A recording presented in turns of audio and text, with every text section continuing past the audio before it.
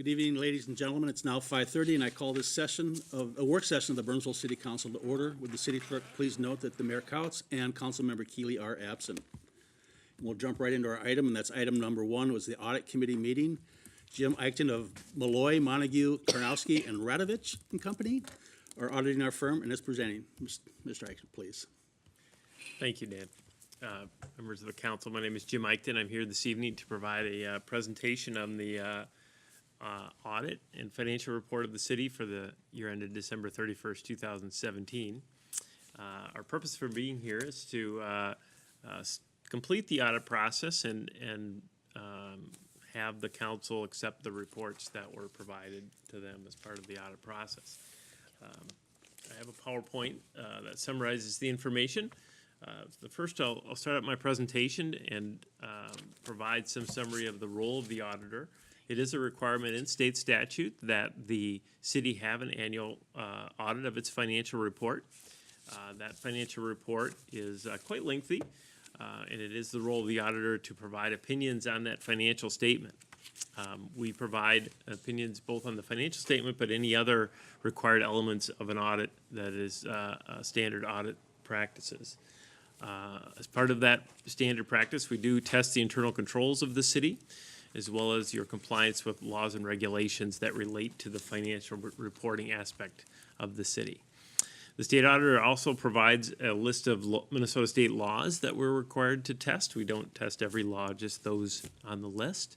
And then lastly, we are required to complete what's called a single audit of federal awards if the city were to receive more than $750,000 of federal awards during the year. And the city did exceed that threshold due to a PFA loan that was required to be audited under the federal awards program. So as such, we did audit your compliance with that specific major program, as well as the controls that relate specifically to federal grants. So in our information we provided, we do issue what's called the management report. And in that management report, we summarize the audit results and provide a summary of information as it relates to our opinions. So first and foremost, we did issue an unmodified opinion on the city's financial statements. An unmodified opinion is a clean opinion. It was the opinion you were looking for certainly when you went into this audit. It has been the opinion the city's received for multiple years. Regarding the other opinions we issued regarding the internal controls, regarding the Minnesota Legal Compliance, as well as the single audit of federal awards, we did not have any findings to report. So exceptional audit results this year for the city, including on top of that the single audit, which doesn't actually occur every year depending on the nature of awards. So exceptional job on behalf of the city. So in our management report, we also provide again more information on to summarize the audit. We want to report certainly that the scope of the audit as well as the timing of the audit was as expected. We didn't change any procedures along the way due to some uncertainties or things we ran into. We are required to report that if that does occur. The audit report is due to the state of Minnesota by June 30th, and certainly with acceptance this evening, we'll meet that timed requirements. So in the management report, we also provide information on the financial results of the city. An audit has two parts, specifically the compliance side, which I talked about. We didn't have any findings to report, and then really the financial side of the financial report is also part of the audit. So in that presentation, in that management report, we provide information on a number of financial factors. Specifically, on the revenue side, we start with property taxes, which originally starts with market values. So in the city, you'll see here that the market values have been increasing over the last several years, starting with 2013, which was the lowest point after some economic turbulence going back to 2008. This particular trend line you see here is consistent with most cities that we audit in the metropolitan area. I think you could take a snapshot of that trend and pretty much be that consistent throughout the metropolitan area. We also provide information on the city's tax rate as well as the tax rate used by other governmental entities that would make up the city tax rate as a whole. The city's tax rate certainly is within the range of consistent with other seven-county metro area cities as well as statewide cities in terms of the rates that are being used. That then brings us into a presentation of the city's governmental fund revenue. We provide a presentation in the report showing the revenues the city receives on a per capita basis. One of the noteworthy items is that the property tax revenues on a per capita basis are above what you would see on average statewide, mainly because of the makeup of the property tax here in Burnsville, even though your tax rate is consistent or consistent with the averages of the other state. You are generating higher than average property tax revenues. Overall, the city's revenues were $875 per resident in 2017. That compares to a $952 revenue per resident back in 2016, the earliest known comparable number.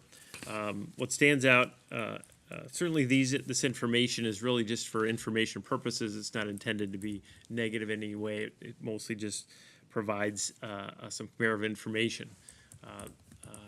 The increase in 2017 that is noted here it goes back to an increase in the tax levy by the city. So we also provide information on the governmental funds expenditures on a per capita basis. This information we provide really is broken down into three categories: current costs, those that are ongoing and then that happen each and every year. Capital outlay, which tends to change based on projects, and then debt service, self-explanatory. One of the items that we always point out in this particular graph is the graph is probably not as comparable as you would see it normally, given the fact that the city has a full-time fire department. And that provides probably on average a higher than average public safety cost that you would see in these particular numbers. I like to focus on this particular graph on a couple of things. Number one, you're seeing the capital outlay in 2017 is higher than what we had seen in the past, and specifically has to do with the police and city hall facilities improvements that are ongoing. We also like to look at the debt service overall number. You can see on that particular presentation that the city's debt service spent about $78 per resident, and that compares to, on average, about $150 per resident in other cities statewide in your category.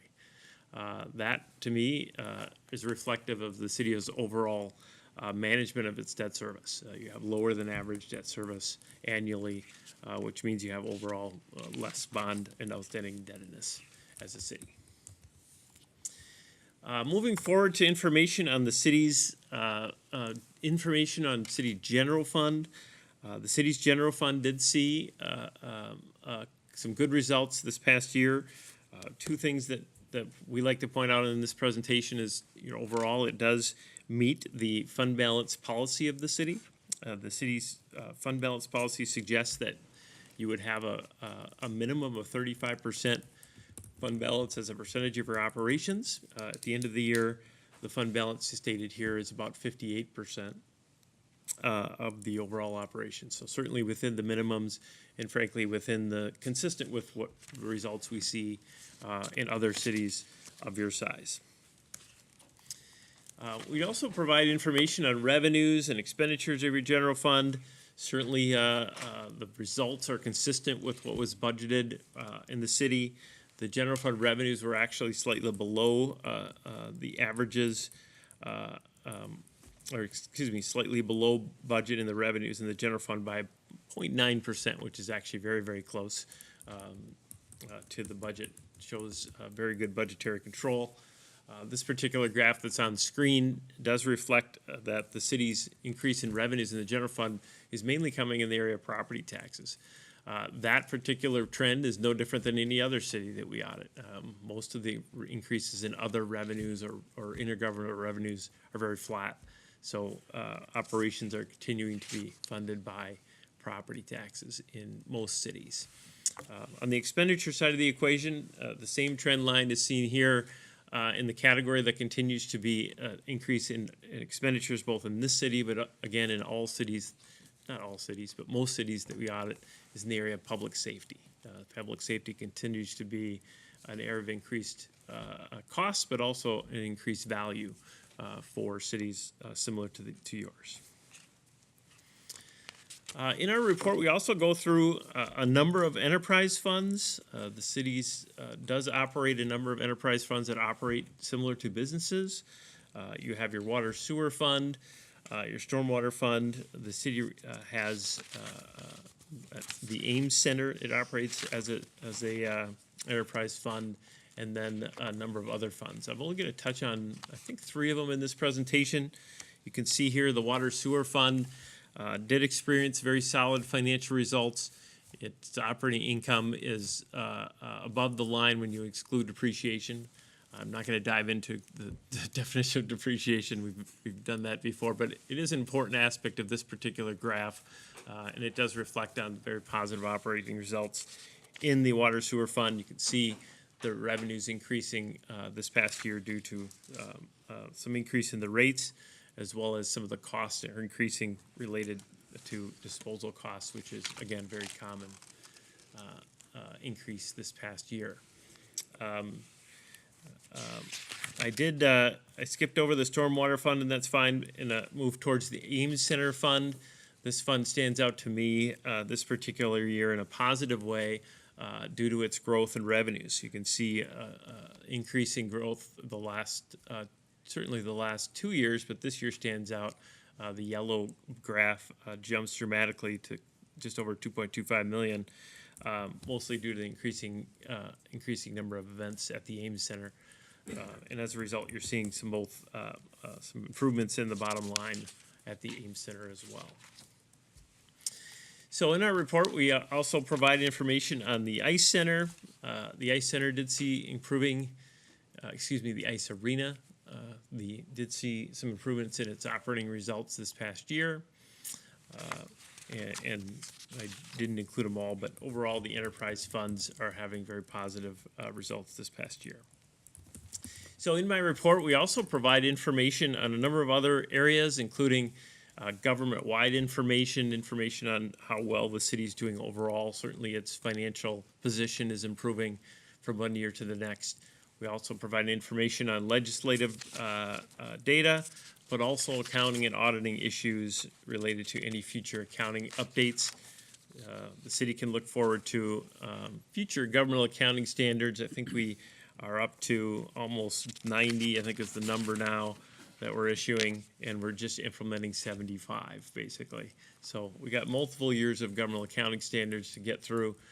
Next year, you'll see a significant one in the implementation of Standard 75 on other post-employment benefits, and we'll get to talk about that next year.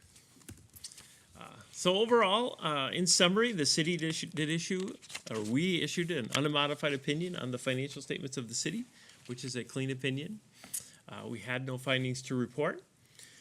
We anticipate through the diligent efforts of the city staff that the financial report that's being issued will receive a certificate of achievement in financial reporting, which has been the case for multiple years here at the city. It's a big achievement and takes a lot of good effort to get that award. I did mention the city's financial condition is solid and has been improving. And then lastly, I just wanted to point out that we continue to see as a city, the city's staff put a tremendous amount of effort into assessing the future of the city and really looking at future financial results and really having a very good handle on what the future looks like. We rarely ask questions in an audit process without getting a true answer right away, and that really lends to a positive outlook towards the future for the city. So with that, I'll open it up to any questions for me. Any questions from council? Staff? Well, thank you for your report. Thank you. And thank you, staff, for the hard work you do to get us through this audit every year and get us a clean report and keep our standing where it is. Thank you. I will Thank need a you. motion to approve this audit report. Motion to approve? Motion by Councilmember Schulz, second by Councilmember Coughlin. All in favor? Aye. Aye. And it passes. Thank you again. Thank you. We'll move on to item 2 now, and that's our 5-year financial plan review for the 2019 budget. And Kelly Stry, our finance director, is presenting. I always look forward to your report, Ms. Stry. Thank you. Well, you do a nice job in the background on it, so. Appreciate that. Grab my beverages. I mentioned I have kind of a cough, so I prepared with beverages.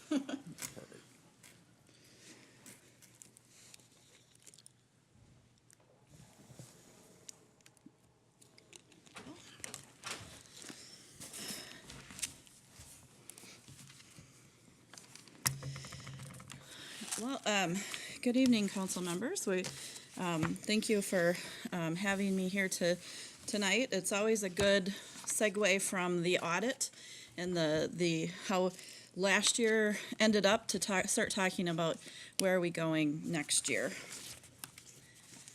Our process that we're planning for this year's budget 2019 budget process follows the same basic format as we've had in the past several years. That seems to have worked pretty well for us, but we're also open to your comments if you would like to have something different. But tonight we give you, this is the first meeting, and we give you an overview of what we see the basic big pressures are. We've done some preliminary projections of everything.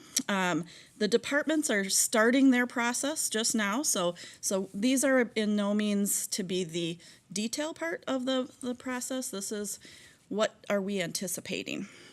And from there, we come back in August. So the departments are working on their budgets now. We have about 50 budget preparers in all of the different departments looking at all of their specific programs, specific line items. We come back to you in August to talk about what the max tax might be proposed. And we'll have some more detail at that point in time. And then in September, the council will consider a max tax levy, and that is a state requirement, and that is an amount that you set for the levy that cannot go up from there during the budget process. It can go down, but it cannot go up, and that is the amount that people will see on their proposed property tax statements that they receive in November. So that's the next big process.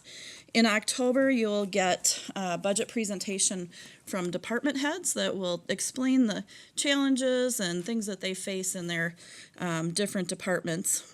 And then November 1st, you'll get your actual workbook, and there are 2 work sessions in November will be focused on the detail of the budget and the property tax levy. And then finally, with the adoption, December 4th. So we look at about a 6-month process that we as staff began a few months ago. So it is a long process, but it has worked well for us in the past. Tonight we're going to talk about the 2019 tax base. We have some preliminary numbers from Dakota County, what the assessed valuations will look like and how that looks for Burnsville. And then we'll talk about the preliminary property tax projections and any policy direction that you have for the 2019 budget process. As we look at this preliminary projections, we look at current service level. What does it take to do what we're doing now if we stay the same? Any new items would be in addition to these projections. As Mr. Acton pointed out in his previous presentation, the city does have a strong financial condition. So you are starting out from a good spot as you start this budget process. We have the highest bond rating possible, and outstanding city debt remains low. We have stable fund balances and cash positions, and your sound budgeting practices and multi-year forecasts have helped in the financial planning process because you've been anticipating what increases happen in future years. So while we update projections every year, we have a general idea of where we're starting from. The impact of recent legislative session and other governmental actions, we have no levy limits at this time, so that should be good for 2019. Police and fire pension contributions were increased in this session. It's a 2-year increase, and it's both for the employer and the employee. So for this year and the next year, it'll go up 0.75% for the employer contribution, and employees will be increasing 0.5% for the police and fire. So that is a pressure that that is added into from your last projections that you saw back in November. We did have it on our radar. If you'll probably recall, we mentioned that it was a possibility because they had been talking about it, but we're just finding out the amounts. Kelly, can I ask you a question? How does that affect the overall tax of the city itself with that 2%, 1.5%, 1%? It's about $100,000 increase for this year. I have that in Is the. that about 0.5% on the tax increase? About 0.3% 0.3, okay, thank you.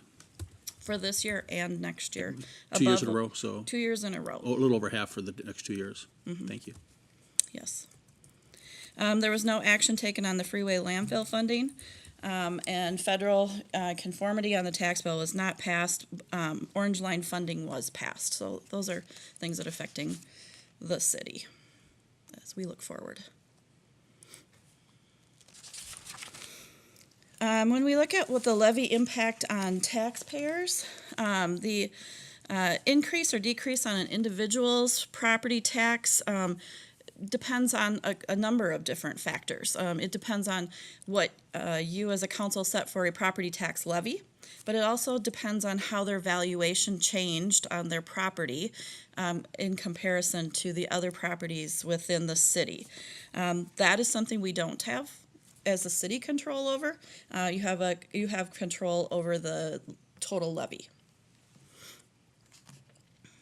And this is just sort of an illustration of that point. What the city controls on the left side is the last year's tax levy plus any increase that you add on to that would be the 2019 tax levy. It's a set amount. And then that is divided by the tax base to get what the tax rate is. So the tax rate changes by these other factors on the right, which is the market values of all of the properties within Burnsville. So every year the county adjusts those valuations for both residential and commercial properties. There's also new construction that comes online. So any new building that happens within Burnsville, that would be additional tax base. And then there's the change in the fiscal disparities pool, which since the beginning of this, Burnsville has been a net contributor to that. We continue to be a net contributor to the fiscal disparities pool. However, that amount has been going down in the last few years as other suburban areas, in the metro area, have had more commercial development than Burnsville has. Our net contribution has improved. So we anticipate that will be the case again this year.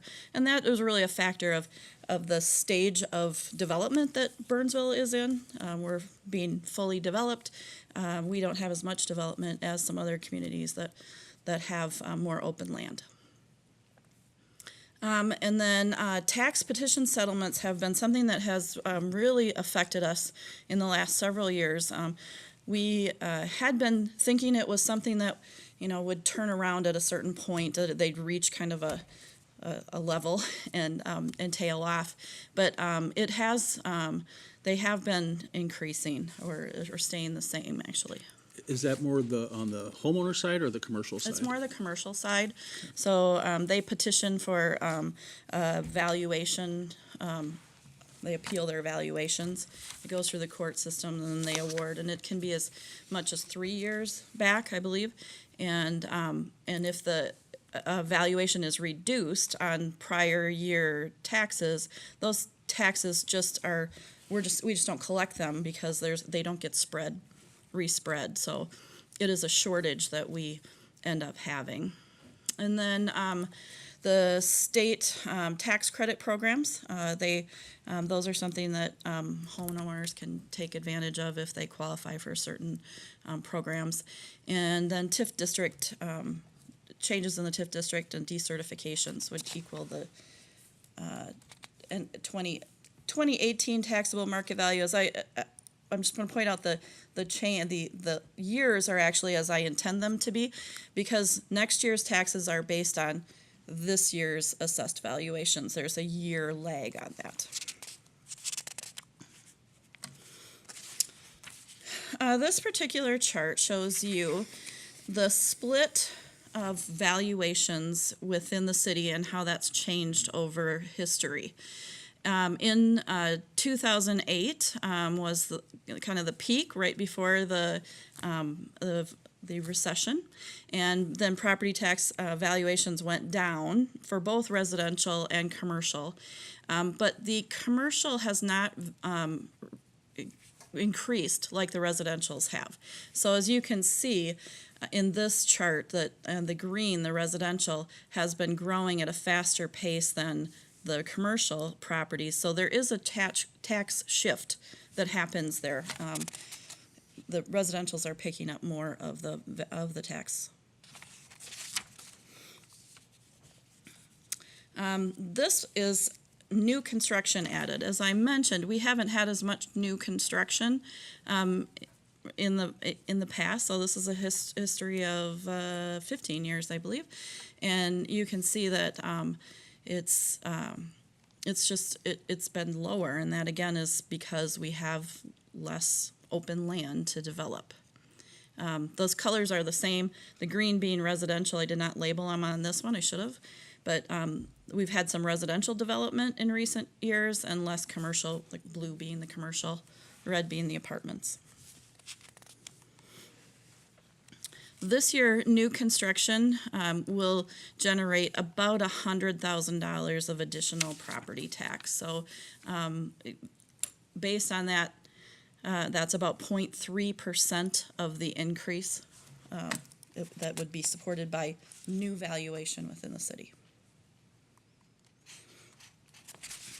This is another chart to just give you a little visual on where the valuations, how they've changed over the years between residential and commercial properties. Our median home value, so that middle home in Burnsville, if you took all the ones below the middle and above, you end up with about $254,000 valuation. Last year, that middle home was $238,000. So our homeowners are seeing increases in values of their properties, which is good because we're wanting them to keep pace. The valuations of our homes are keeping pace in the area. That's a good thing. But they will see more of the property tax shift on that as a result of that. We have always, during our budget process, talked about the sort of hypothetical $1 million property, commercial property. And as you can see, that property that was valued at in 2012 at $1 million actually is just back to $1 million in 2019. They've had ups and down years, but it's kind of in that range of a decrease of 2% and an increase of 2% over time. So they haven't seen the same amount of increase as residential. And one more view of this, if it's probably too many views of the same thing, but it just demonstrates the amount of property valuation, gross tax capacity of residential and apartments versus commercial and industrial. And you can see in In 2013, commercial industrial was as much as 44%, and it's back down to 37% gross tax capacity in Burnsville. And this shows again how the values are changing for the different segments. The purple being value increase on existing properties, and the green, the slight amounts, would be addition of new construction. This chart is something we showed you in, whoops, I go to, of the fiscal disparities and the effect on that. Fiscal disparities is a very complicated formula, but basically you contribute valuation to the pool, and then the pool taxes it as a total and sends you tax back. And as the pool grows, if your growth keeps pace with the average growth of the pool, you would stay at that same amount of distribution coming back to you, sort of. But we have not grown as much as the average, so we are actually getting more back than we have. Mr. Acton, the net result is a higher tax rate for our residents in response to that. Just, I know you all know that, but for the general public. I think that's good for them to know.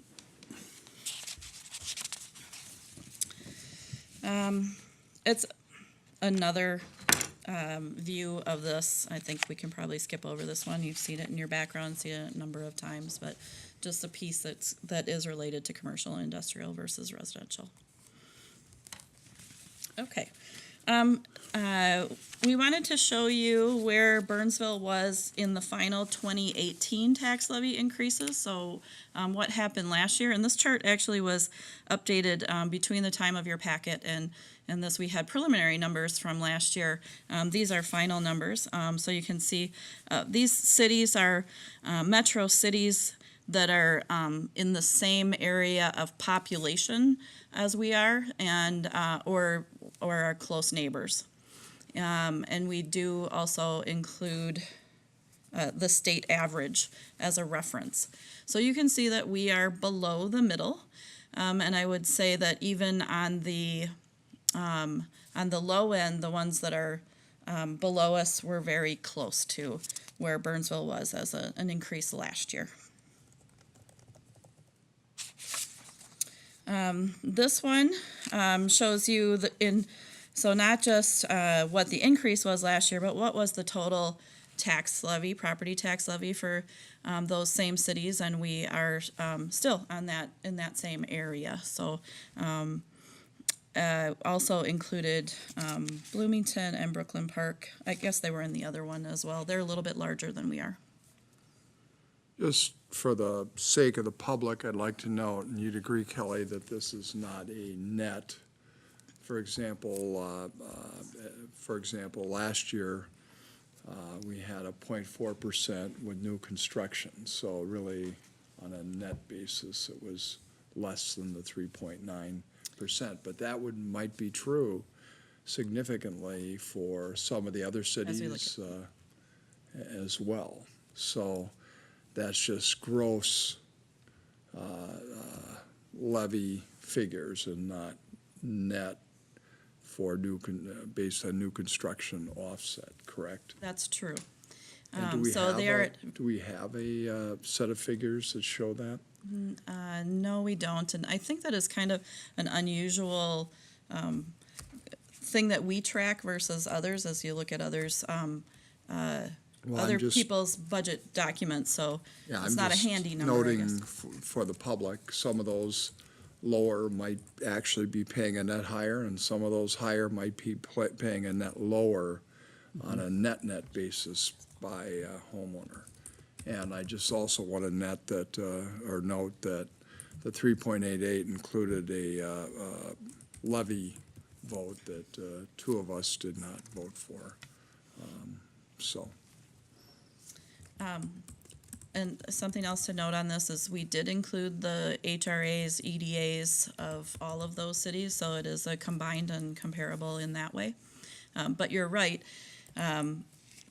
each city has different circumstances, different time in their growth process.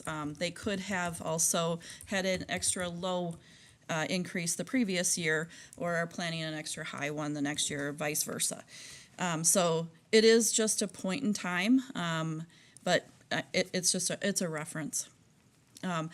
It's why I added this chart as well, because that point, the percentage increase is a one-time deal. This is where we're at in comparison to those other cities.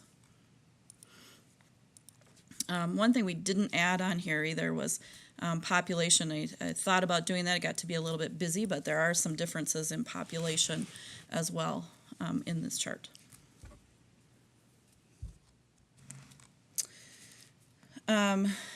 So within Dakota County, well, I will back up one and say one other thing about here is things that make a difference. One of the things that Jim mentioned is we are unusual in that we have a full-time fire department. So our total levy is affected by that. And then we are also, I had a thought that just escaped me. Oh, which county you're in. So Dakota County is the lowest county tax rate, and which means sometimes Dakota County cities are picking up expenses that may have been paid in other counties by the county. So there's all kinds of apples and oranges to mix in there, but we just showing those kinds of differences. So that is why we do this chart, is because it's just our Dakota County cities, the larger ones anyway, to show you where we are within the cities that are all in Dakota County as far as tax rate. So we're right in the middle there. So that, of course, as I talked earlier, is factored, has multiple factors, including the tax levy amount and the assessed valuations in those cities. So the best way to combat that is through expansion of the tax base? It's one, yes, it's one way to, Thank you. yes.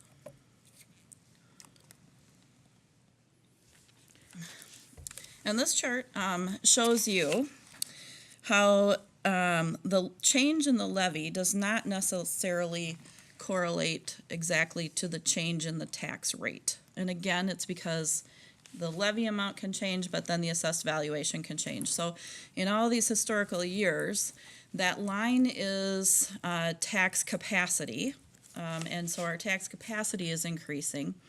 The blue bar is our levy. So how much was our levy increasing that year?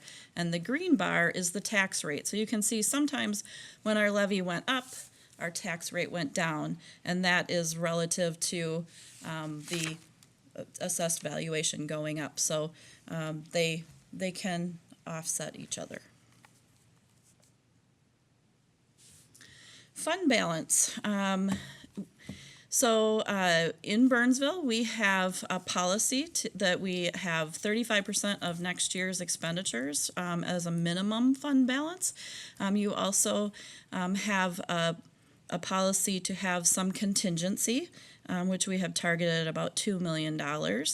And then we have a couple reserved amounts in fund balance. The green being the restricted for sustainability. So we have monies that we collected in the past for landfill tipping fees that are restricted to be spent for certain things.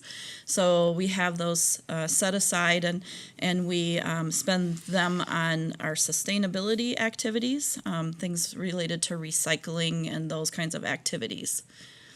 And then the red piece of fund balance there is amounts that we've reserved for future uses. So the council has set aside some of the fund balance to offset some ice center debt each year.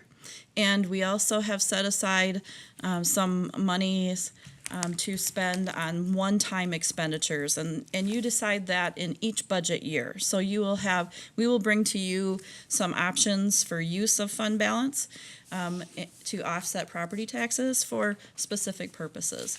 We don't like to use fund balance for ongoing things because that just means that next year you would have to continue that, you would have to increase the property tax. So use of fund balance works well for one-time capital or some one-time expenditures, like you had the comp plan update that was, it was actually a couple of years, but it was something that you set aside out of the ordinary.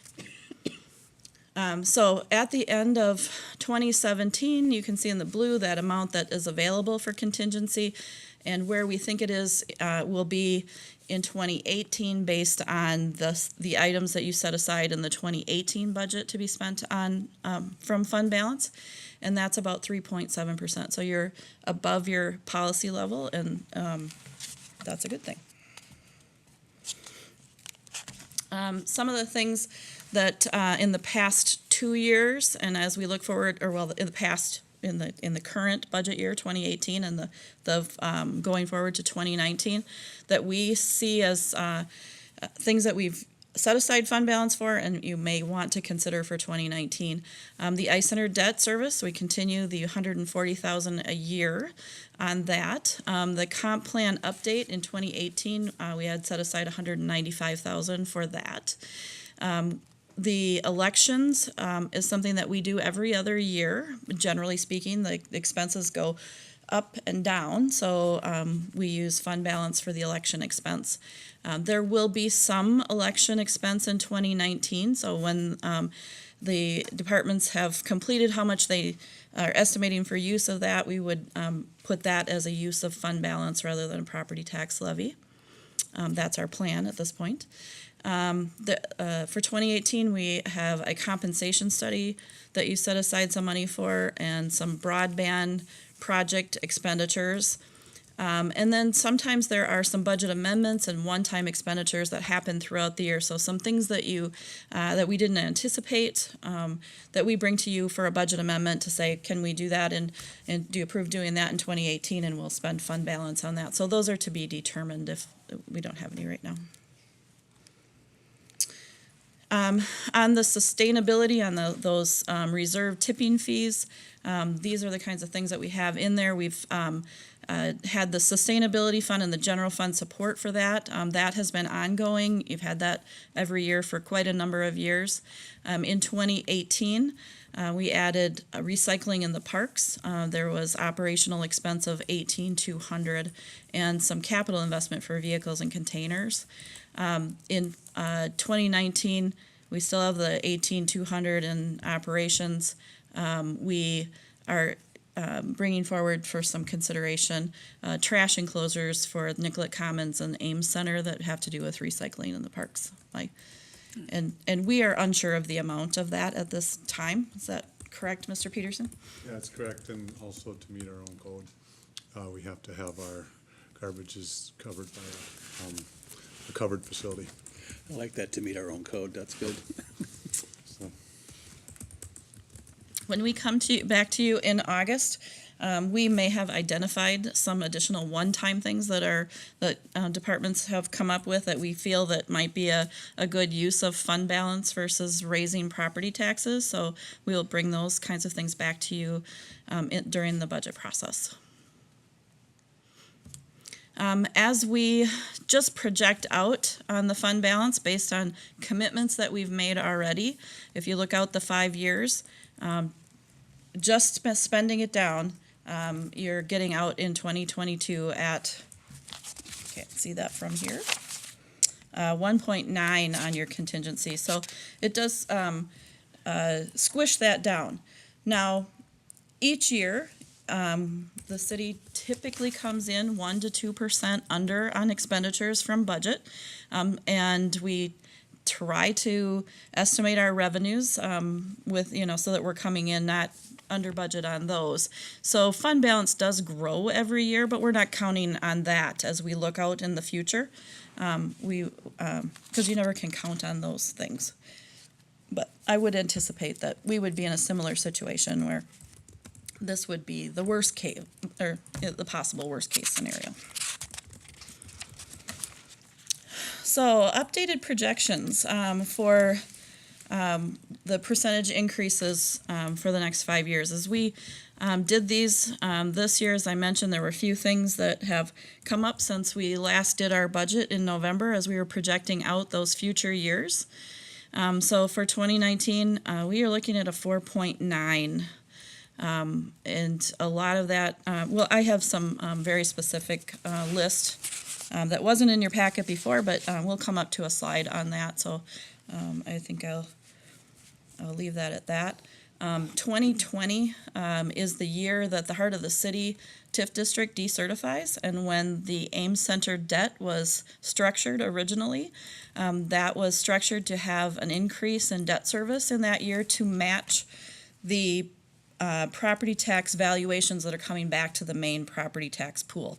So while that is a high percentage increase in the levy, there will also be a matching increase in the tax base to absorb that. So that one is an unusual. That has been in our plan. You've seen that as it's moved forward in this projection. And then as we look out at those future years, that's our rough estimate at this point in time of what it would take for current service levels. So with just cost of living adjustments, step increases, some small factor for inflation, and some limited revenue growth, it just to maintain what we have is looking like a 3.4%. And keep in mind, these are really, these are rough estimates at this point in time, but it gives you a point of reference of where we're going. It is something that if you delay expenditures in the current year and push them to the future year, that would change those out years. So something to consider. I think that's been the beauty of these 5-year plans. Kelly, is the 2020 property value meeting expectations when it was done in 2009 when we first financed that building? What we anticipated the property values would be? In 2009, probably not. I know from the very beginning, it's lower than we had originally expected. That's what I was getting at. I'm not anticipating the recessionary drop, but it is still at a level that meets that. You would agree, Jenny? Okay. It's still at a level that meets that, the increase in the debt. Okay. Also keeping in mind that we refinanced that debt over the past couple of years and had some big savings in that debt as we refunded the debt and lowered our interest costs. To give you a point of reference of how much would have to change those percentages. So for each 0.1% change in the to change one of those numbers up or down by 0.1%, you would have to change the levy by almost $33,000. So, and to change it by 1%, you would have to change it by $327,000. So to make that 4.9 a 3.9, we would have to reduce expenditures by $327,000 or increase revenues or use fund balance or some of those other options that we have. So those are some pretty big numbers, but I think it's something to keep in mind as we're, sometimes 1% doesn't sound like a very big number, but when you put it into the dollars that 1% represents, it's a pretty big number. I remember when it was $234,000. Yep. We give this same information to departments when we meet with them. We've actually had meetings over the past week with each department, and we are showing them that, for every $33,000 of expenditures that you are either asking for or reducing your budget by, you are affecting the property tax levy.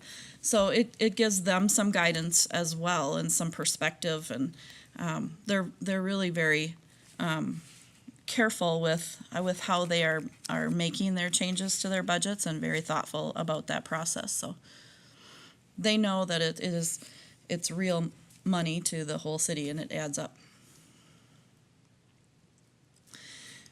So with where those changes happen, on the 2019 projected levy, the preliminary projected levy, mainly in the general fund as we are looking at expenditures there. The debt service right now is no change in that for 2019. And the forestry fund, we're leaving the same. Last year, we discussed that during the budget process with you, that there had been some programmed $50,000 increases in that fund.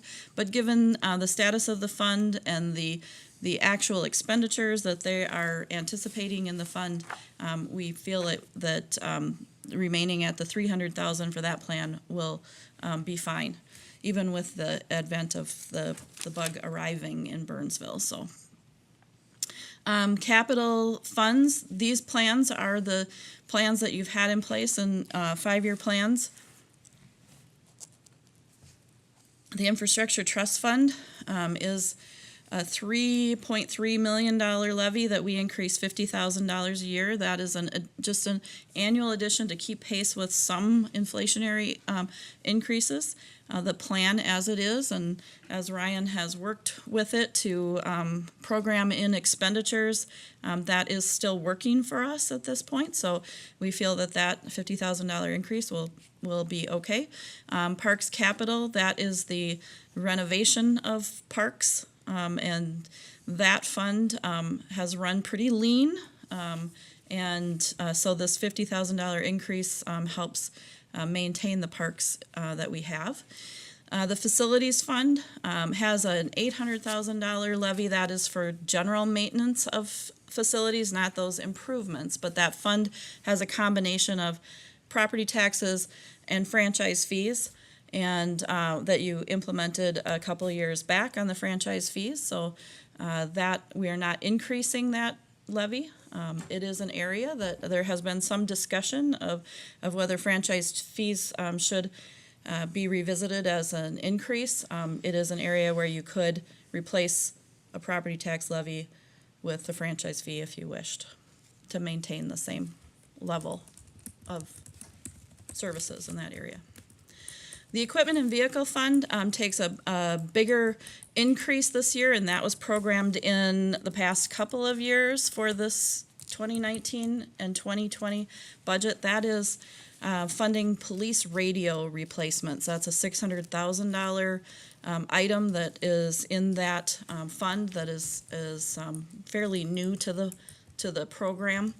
And so it's funding that over a course of years. So we increased that by $100,000 over our normal funding in that fund. That fund still with that level, and we'll show a projection of that in a little bit as well. But that fund still runs very lean and probably could use some additional funding as we're looking out over that future years there.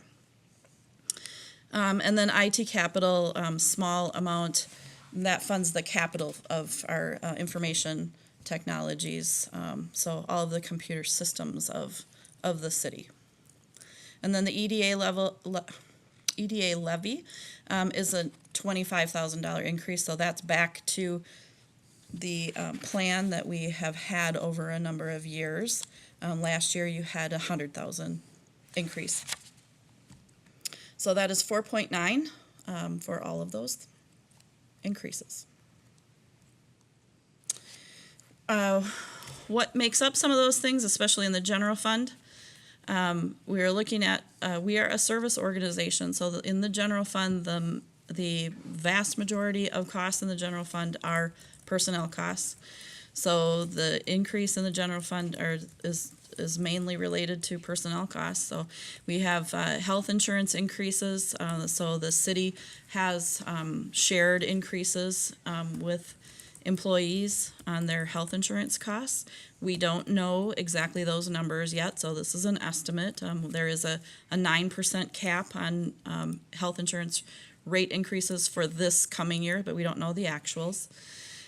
Workers' comp has gone up for us, and also unemployment, for about 70,000 increase. I mentioned before the PERA increase for police and fire is about 100,000 a year for an increase this year and an increase next year, and then it will be stable after that. Another big pressure that we have are seasonal wages. You saw this in the past few years, not last year, but for over a couple of years, we increased seasonal wages because of minimum wage. But what we have found is that due to a shortage of available people to hire in those areas, our neighbors are paying more, and we are having a hard time filling positions. I think at one point we're 10 people short on our seasonals. I think, are we still? We're not quite 10 at this point, but basically, if a seasonal applies at this time, we take them as long as we think they can What's keep our themselves average safe. pay that we're giving for seasonal? Do you know offhand? It varies depending on the job that they're doing, but we are about $1.50 to $2 lower than our I see all of our employers neighboring- out here around $14, $15 an hour Yeah. right now. I think seasonal one's 10.75. 10.75, yeah. I can see where you may That's in have public works, having right? problems. Yeah, so Yep. so we feel like this is something that really we're looking to address, and they've looked at other ways of doing business with that to address that for this year, hiring some younger. Our cycle of mowing might get pushed out a day, that type of situation to account for the shortage that we have. Parks, seasonals is where we're the shortest. Recreation staff has some similar issues. They are, I believe, almost fully staffed now, but we have the same sorts of differences in that area as well. So right now we plugged in 100,000. That may be. We're doing some more research on that, and we'll know some more.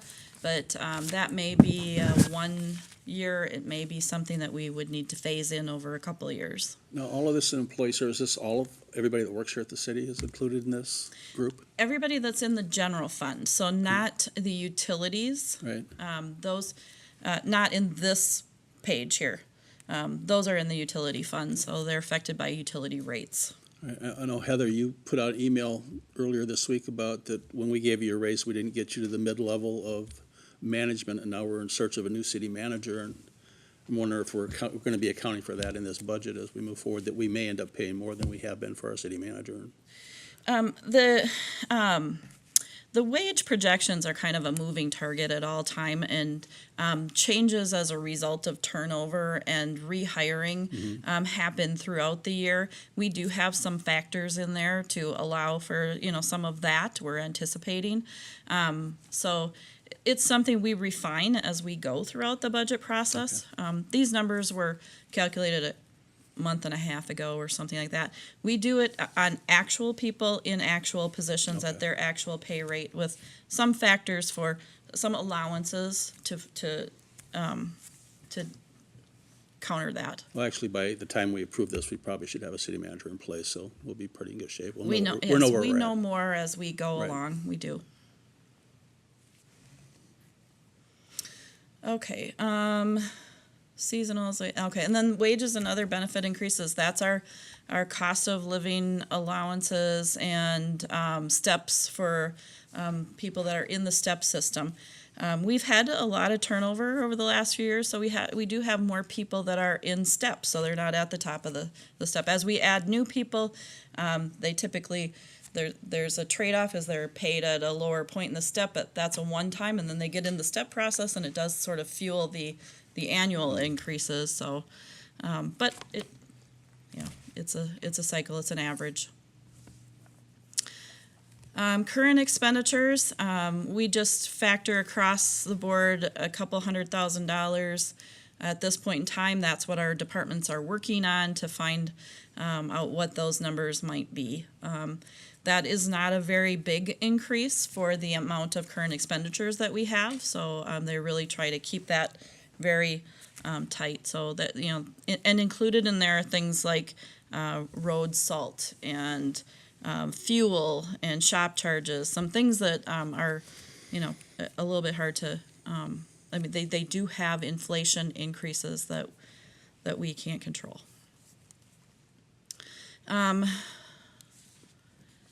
So that's through current expenditures. Then the SAFER grant, this is the year the SAFER grant ended, and that was anticipated as well. So we had 2 years of grant paying for our 4 EMS positions to fund our the extra ambulance.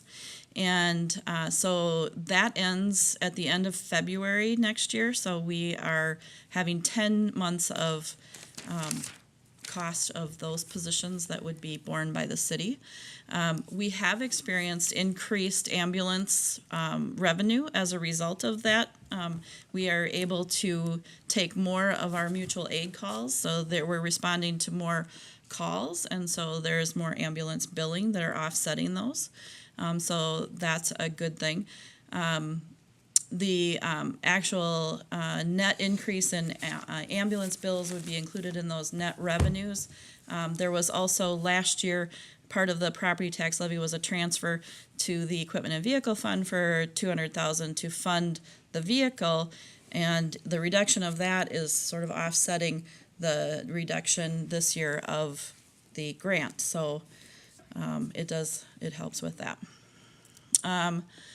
Then we have, part of the plans that we've had for a number of years is the abatement levy for the Ames Center debt and operation support. That increases $40,000. And the street revolving fund, maintenance fund, a fund that we use to do some of the ancillary road improvement kinds of things, like guardrails and seal crack coat sealing, and striping. those things. That's an inflationary increase of $13,000. So those are the things, the pressures that we are facing in the general fund for a total of $1,368,000. That's 4%. And then the funding for the adopted plans, those are, as I spoke with on the previous slide, the $50,000 for parks, $186,000 for the equipment, vehicle, facilities, and IT capital combined together, and then infrastructure trust fund $50,000 and $25,000 for EDA, for a total of 4.9%.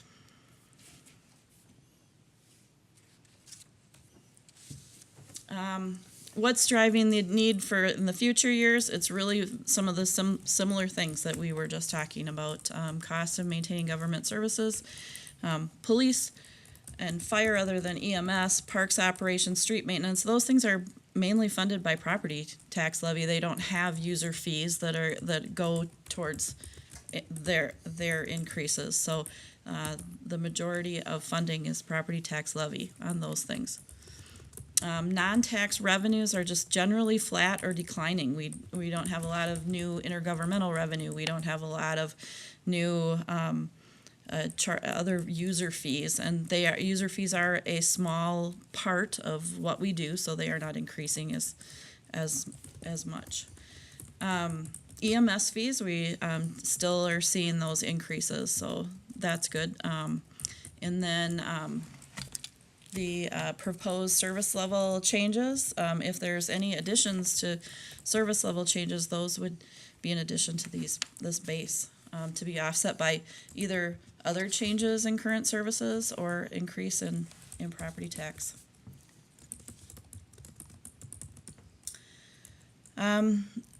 Just as a visual for how much of the general fund is personnel services, it's the majority of that pie. It's the blue segment, and then current expenditures is the red segment. So as you can see, as we talked earlier about a reduction of 1%, it would be difficult to get that all out of current expenditures just because of how what's there. The majority is personnel.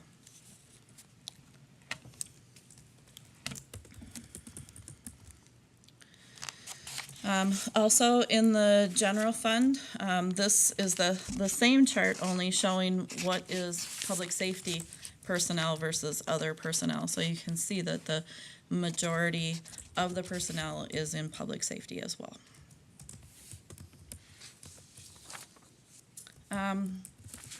This is really the same stuff I had in the other chart. This was what was in your packet, and we added that other chart, so I think we can skip over this one. Revenue changes, so the kinds of things that we have revenue, fees and charges. The departments are looking at all of their fees and charges. As you know, in the budget document, it's many pages long of fees and charges. They look at each one and see if there are any places where users should be paying more to offset some of those costs. But EMS fees, as I talked, will offset some of the SAFER grant revenue reductions. Property tax petitions I talked about earlier is a stressor. And other revenue categories that are expected to be flat are intergovernmental permits and licenses, fines, and rents. Those are not things that are really increasing at this point in time.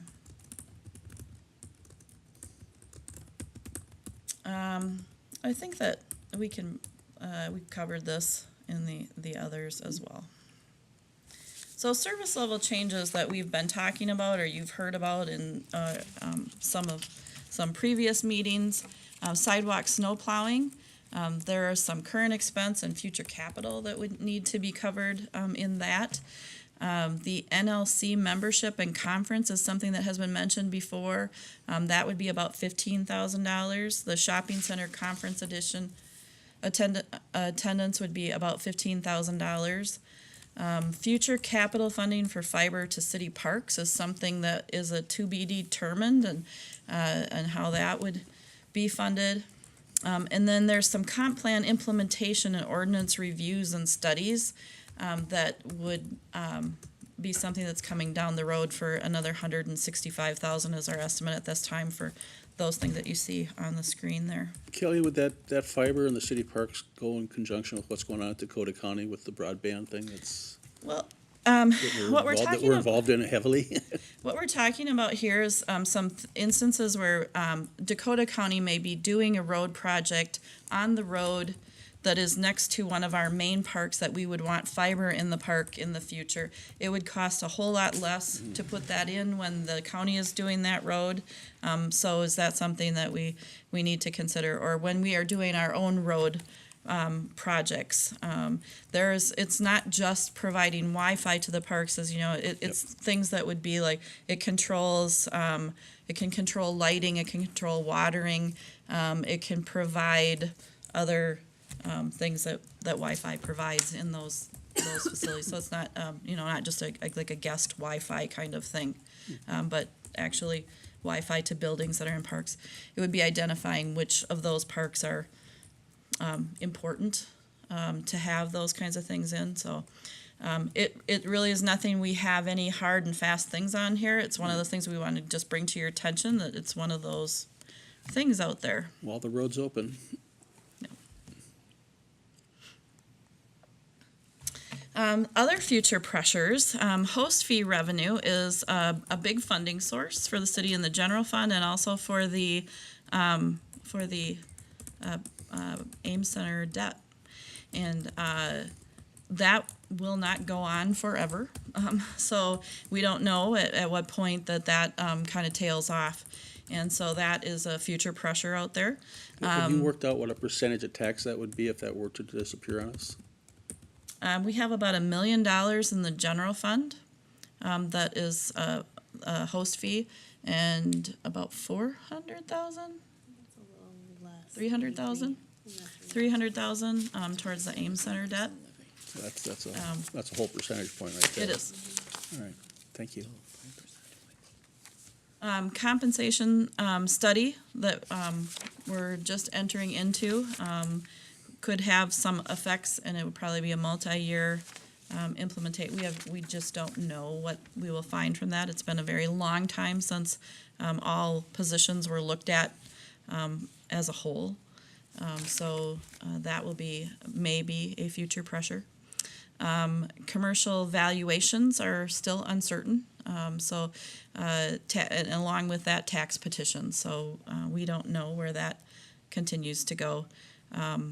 As I talked to one of the county, somebody at the county in the assessing, Retail big box is one of the big pressures as to valuations for them.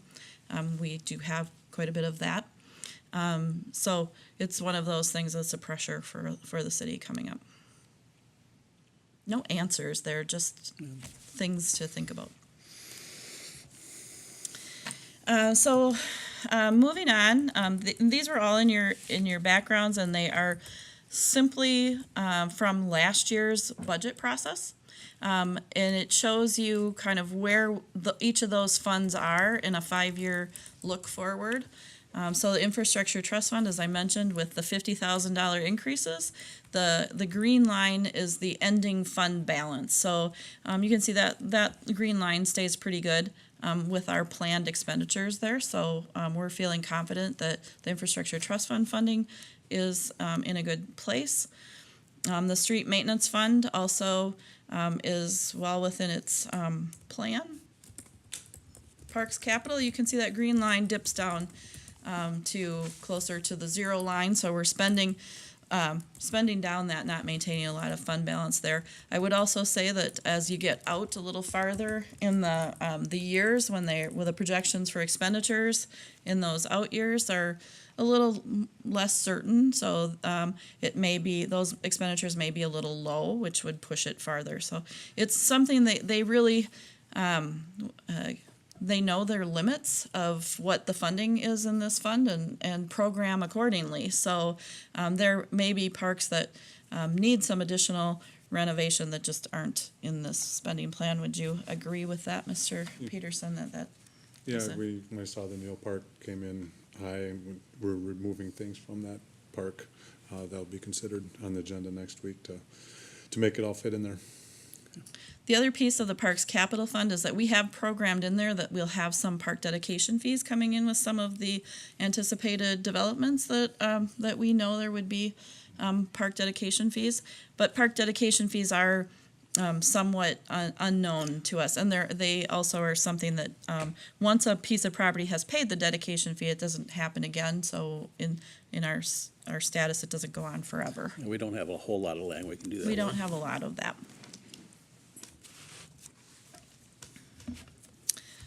Equipment and vehicle capital fund, you can see the green line dips way down to 0 in the future years. That we're managing that fund with just timing of those vehicles. Every vehicle is on a replacement schedule, and every year the replacement schedule is reviewed to see what can be pushed out or funded,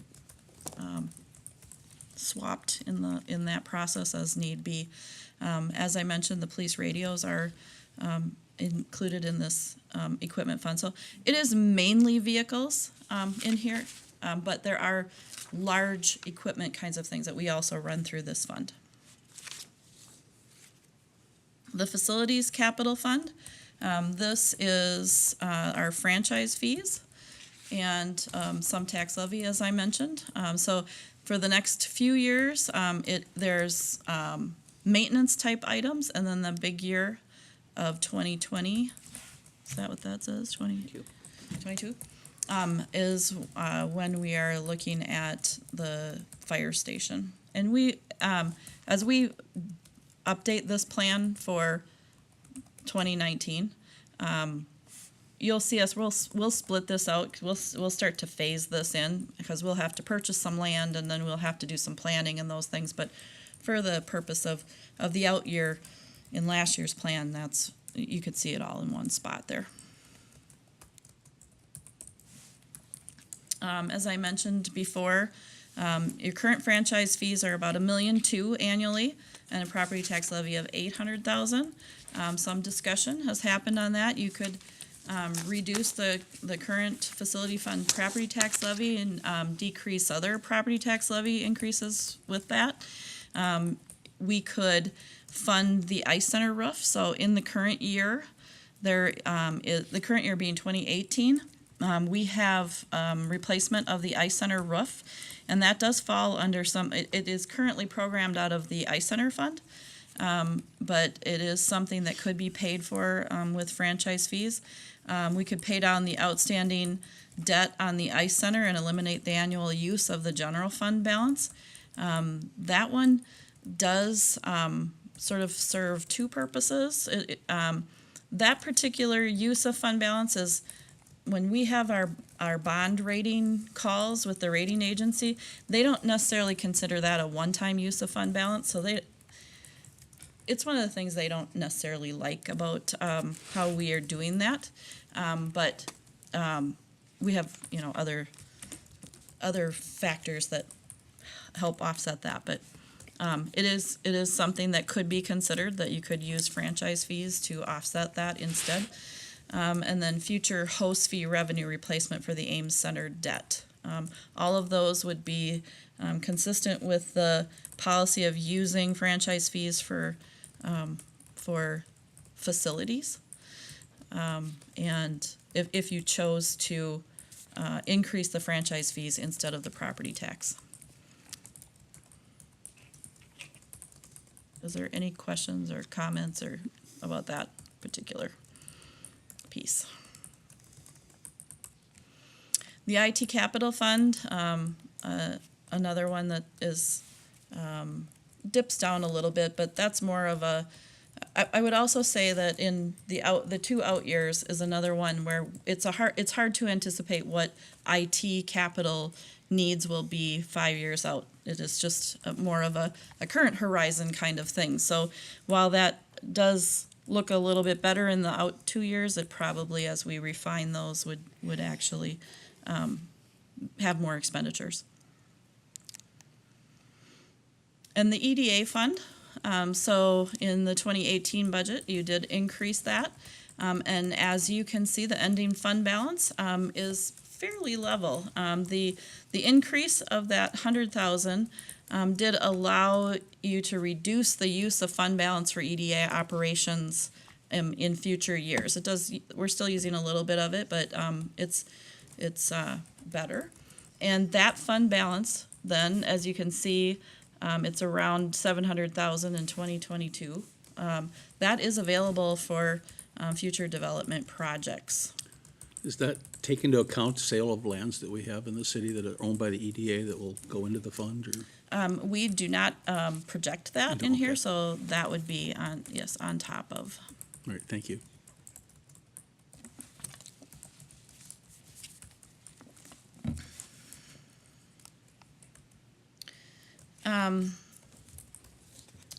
I should have mentioned too that we are for 2019 starting to program an annual placeholder of, I think it was 75,000. Is that what you recall?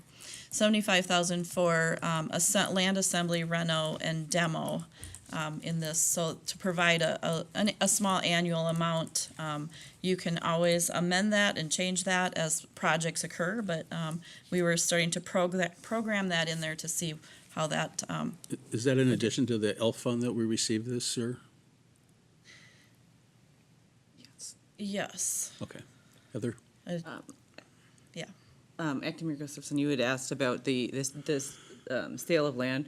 One thing to note, and one of the reasons we don't project it, is that whether or not we can spend that land depends on how we spend that money, depends on how we purchase it. For example, if there's a piece of property that was purchased with TIF funds and TIF revenue, there are a whole lot of different things we have to check off before we can determine, and in some instances, we may end up having to refund TIF proceeds to the taxing jurisdictions. And so there's a lot of sort of really hinky stuff that we have to check into on each piece of land that we own. What about So, grant money? if we purchase a piece of land with grant money, generally it will depend on the individual grant, but generally there aren't as many restrictions Okay, as there would be in a Thank you. TIF-financed property. There are restrictions with federal grant money, but we don't, I believe, have any. I'm specifically talking about Met Council grants. Met Council grants, we don't think that we have the same kind of strings attached to those things that were purchased in the past. But All right, thank you. for instance, the AAA land is TIF funded. Oh, it's TIF funded? Oh, I thought that was bought from a Met Council grant. There was a small portion of Met Council grant, but it's mostly TIF. Wow. So what happens with that TIF grant then? This is news to me, so. Yeah, Acting Mayor Gustafson, we are in the process of evaluating that particular piece, in terms of, we have to go look back at the, TIF budget to see there are certain expenditures that we could still use with, we could still spend the money on. And so it's just a question of what that, additional increment is above and beyond what that budget is, if that makes sense. So, we're in the process of evaluating it. Thank you. To be clear. The forestry fund, as I mentioned, the fund balance has been built up there to meet the needs of that fund. And that was completes my list of funds. City fees and charges. We talked about this. The source of fund. If you add all the funds together, city fees and charges are about a third, but the majority of those are in the utility fund. It's not moving. There we go.